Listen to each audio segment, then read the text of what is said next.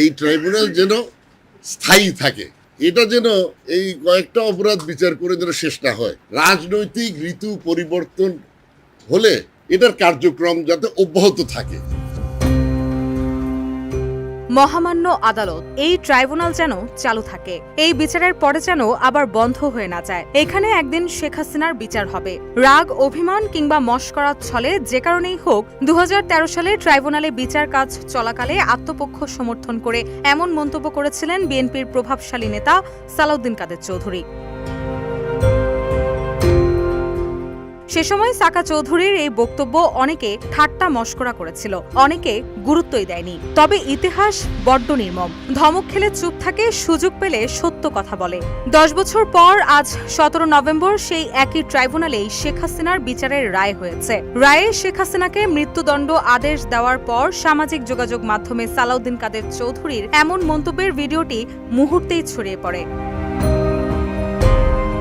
ঠিক 10 বছর আগে এই নভেম্বর মাসেই মানবতা বিরোধী অপরাধে মৃত্যুদণ্ড কার্যকর হয় সাকা চৌধুরীর। দীর্ঘ বিচারিক প্রক্রিয়ার শেষে তৎকালীন আওয়ামী লীগ সরকার তার ফাঁসি কার্যকর করে।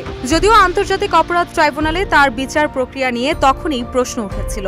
সাকা চৌধুরী নিজেও ট্রাইব্যুনালে নির্দোষ দাবি করে বক্তব্য দেন। সাবেক 6 বারের এই সংসদ সদস্যের সেই বক্তব্য নতুন করে ভাইরাল হয়েছে সামাজিক যোগাযোগ মাধ্যমে। 17 নভেম্বর গত বছরের জুলাই আগস্টে মানবতা বিরোধী অপরাধের মামলায় ক্ষমতাচ্যুত সাবেক প্রধানমন্ত্রী শেখ হাসিনার মৃত্যুদণ্ডের রায় ঘোষণা করেছে ট্রাইব্যুনাল। টানা প্রায় 15.5 বছর ক্ষমতা ধরে রাখা দোর্দণ্ড প্রভাবশালী শেখ হাসিনার ফাঁসির রায়ের পর অনেকে নানা প্রতিক্রিয়া জানাচ্ছেন। কেউ কেউ সালাউদ্দিন কাদের চৌধুরীর সেই বক্তব্য নতুন করে সামনে এনেছেন, যেখানে তিনি শেখ হাসিনার বিচার সম্পর্কে বলেছিলেন।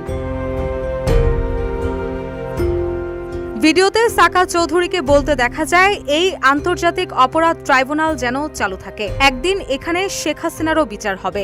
6 বারের সংসদ সদস্য সাকা চৌধুরী ছিলেন বিএনপির সর্বোচ্চ নীতি নির্ধারণী ফোরাম জাতীয় স্থায়ী কমিটির সদস্য। 2015 সালের 22 নভেম্বর ঢাকার কেন্দ্রীয় কারাগারে রাত 12:45 তার ফাঁসি কার্যকর করা হয়। রুশা সুর, নিউজ ডেস্ক, ইত্তেফাক।